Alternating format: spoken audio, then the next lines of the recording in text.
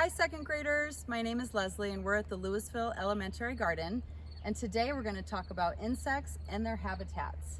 So what makes an insect an insect? Well, there's three main body parts. There's the head, the thorax, and also the abdomen. Some insects even have wings, like me, the bee. Also, grasshoppers have wings. All insects have 6 legs. There's also a pair of antennae.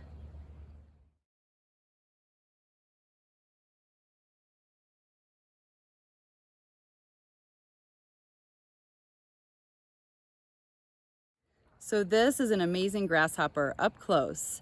Let's look at his head.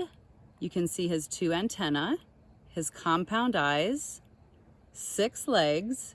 He has the abdomen. He might take off here so you can see the wings in action, and also the thorax, which is right behind the head. Turn him around here. So let's talk about where insects live. This garden is its own ecosystem. An ecosystem is a community of living or biotic and non-living abiotic things. Living things would be plants, insects, bugs, worms, birds, and even spiders. And I've seen all of those things in this garden before. Non-living things would be shelter, air, water, and temperature. Let's talk about habitats. So a habitat is a natural home where insects live. We want to create a healthy habitat. Insects need food, they need space, they need shelter and water, just like we do.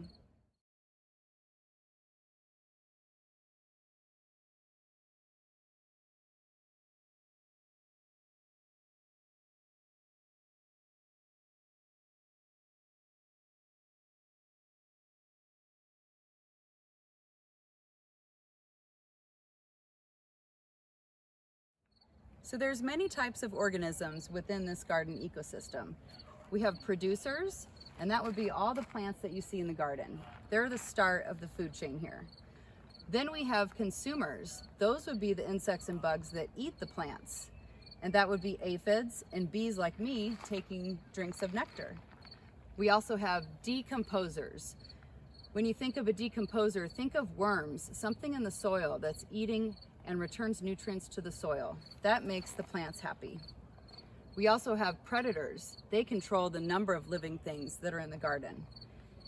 Praying mantis and ladybugs would be examples of predators in the garden.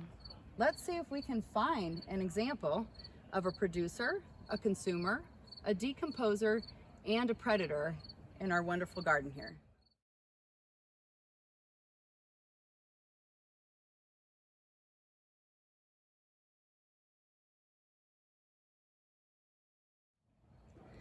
Okay, so let's talk about producers and consumers. If you take a look at this bean plant, there's a couple different insects that are snacking on it. I've seen a couple little bites from this grasshopper, which we've talked about being an insect, and sometimes they can do harm if there's too many, but normally we just have a few in the garden. I'm gonna let this little guy go, and we're gonna talk about another consumer who's doing a little more damage in the garden.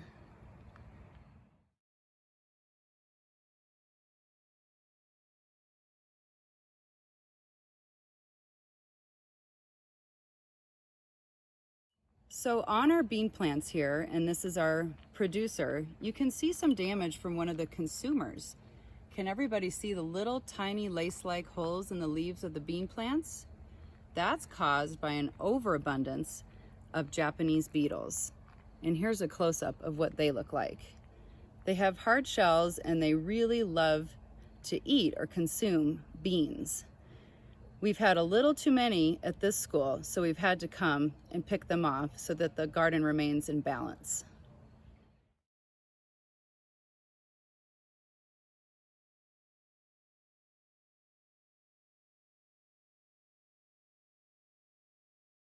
So here we have an example of a decomposer. Decomposers take organic matter from the soil and they decompose it and put it back into the soil to make the soil more nutritious. This leads for a healthy garden. It makes the plants very happy, and worms are some of gardeners' best friends.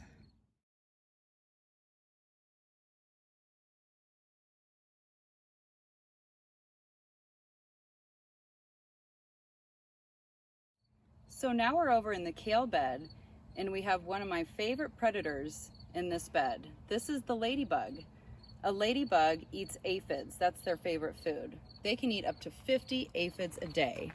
If there's too many aphids, and you can see all of them on this piece of kale, they'll ruin the kale and the garden will be out of balance. The ladybug has enough food if there's just a small amount of aphids in the garden.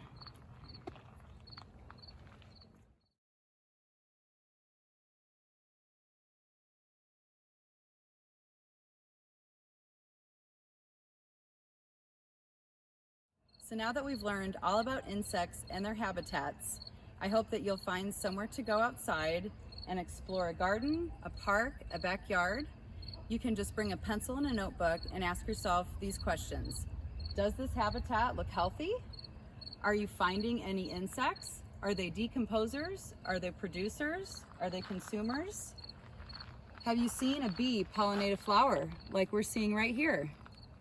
Put on your scientist hat and observe. You can draw pictures of what you see, try to label what you see, and also your teacher will have a worksheet that they'll be sharing with you. Thanks for watching.